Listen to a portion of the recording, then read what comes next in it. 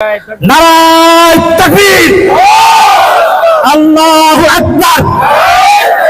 জামাত শিবির জনতা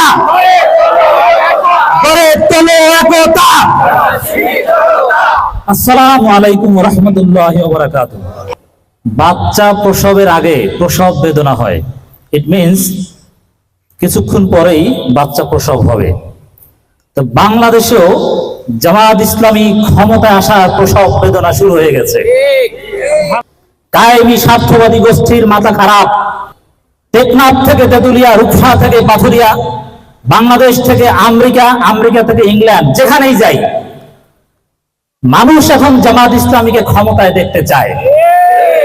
সবাই বলছে আমাদেরকে, আমরা সব শ্রেণী পেশার মানুষের সাথে মিশি, সবাই বলছে, সবাইকে দেখা শেষ, এখন জামাত ইসলামী বাংলাদেশ। আমি বিশ্বাস করি যদি কোনো আন্তর্জাতিক ষড়যন্ত্রের কাছে জামাত ইসলামী পরাজিত না হয়, জামাত ইসলামী ক্ষমতায় আসার পথে আর কোনো বাধা নেই ইনশাআল্লাহ। এই বামরাইল ইউনিয়নের প্রত্যেক ঘরে ঘরে, প্রত্যেক ইঞ্চিতে ইঞ্চিতে একামত দিনের দাওয়াত পৌঁছে দিতে হবে। মানুষ জামাত ইসলামীকে গ্রহণ করার জন্য বসে আছে, জাস্ট তাদেরকে সাংগঠনিকভাবে এবং পলিটিক্যালি কন্টেইন করতে হবে। সূরা নাজিয়াতের 17 নম্বর আয়াত 30 পারায় আল্লাহ রাব্বুল আলামিন মুসা আলাইহিস সালামকে বলছেন, ইযহাব ইলা ফিরাউন, হে মুসা তুমি ফিরাউনের কাছে যাও, সে বিদ্রোহ করেছে। এই আয়াতটা যদি এই বামরাইল ইউনিয়নের ক্ষেত্রে আমি কিয়াস করি, এর অর্থ দাঁড়ায়, হে মাওলানা ওমর ফারুক, হে মুজিবুর রহমান স্যার, তোমরা বাবু গৌরঙ্গলালের পরিবারের কাছে ইসলামের দাওয়াত নিয়ে যাও, তোমরা মনির মাস্টারের পরিবারের কাছে ইসলামের দাওয়াত নিয়ে যাও, একামত দিনের দাওয়াত পৌঁছে দাও, তোমরা ছাত্রলীগের সাবেক সেক্রেটারি, কারাদণ্ড মৃত্যুদণ্ড প্রাপ্ত আসামি রিয়াদ সরকারের মায়ের কাছে ইসলামের দাওয়াত নিয়ে যাও।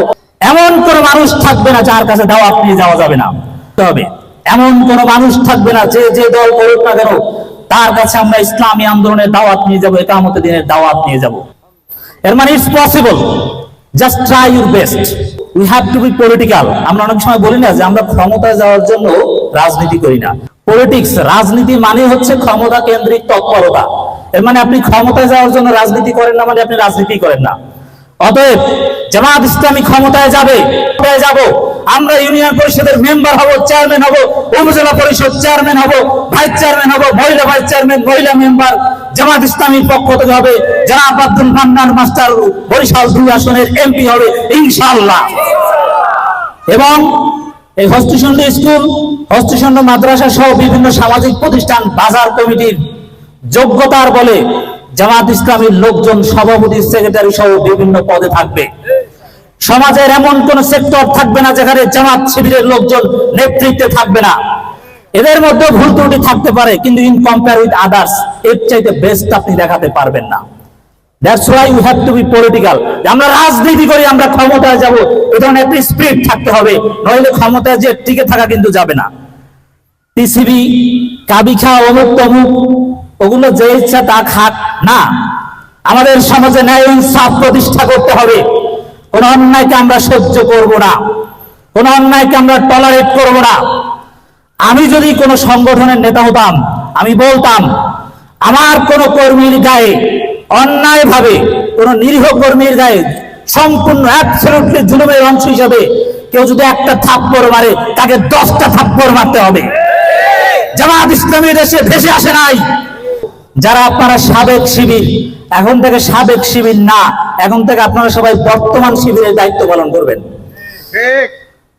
আমাদের এই বামরাইল ইউনিয়নের প্রত্যেকটা তরুণ, কিশোর, কিশোরী, নারী, পুরুষ, ধর্ম, বর্ণ, respective of caste, colour and religion, সবার কাছে, বিশেষ করে যারা স্টুডেন্ট, ইসলামী ছাত্র শিবিরের দাওয়াত পৌঁছে দেওয়ার জন্য এখানে যারা মুরব্বী আছেন তাদেরকেও দায়িত্ব পালন করতে হবে। 5 বছরের শিশুর কাছেও ফুলকুড়ির দাওয়াত পৌঁছে দিতে হবে। আমাদের মুজিবুর রহমান স্যারের মতো জনবান্ধব শিক্ষকদের উপদেষ্টা করে আশা করি দায়িত্বশীলরা খোঁজ নেবে যে বামরাইল ইউনিয়নে ফুলকুড়ি আছে কিনা। 5-6 বছর, 7-8-9 বছর বাচ্চাদেরকেও ফুলকুড়ির সাথে সংযুক্ত করিয়ে দিবেন। আপনি জামাত ইসলামীকে পছন্দ করেন না, নাই করতে পারেন, পলিটিক্যালি সবাই করবে না। আপনি আওয়ামী লীগ, বিএনপি করেন, সমস্যা নেই, কিন্তু আপনার সন্তানকে ইসলামী ছাত্র শিবিরে ভর্তি করিয়ে দিন। কারণ আপনি যে দলেই হোক না কেন, আপনার সন্তান যদি শিবির করে, সে গাঁজা খাবে না, সে মা বাবার সাথে বেয়াদবি করবে না, সে সমাজের সবচেয়ে ভালো ছেলে হিসাবে পরিচিত হবে। এজন্য জামাত না করলেও আপনার সন্তানকে শিবিরে ভর্তি করিয়ে দিন।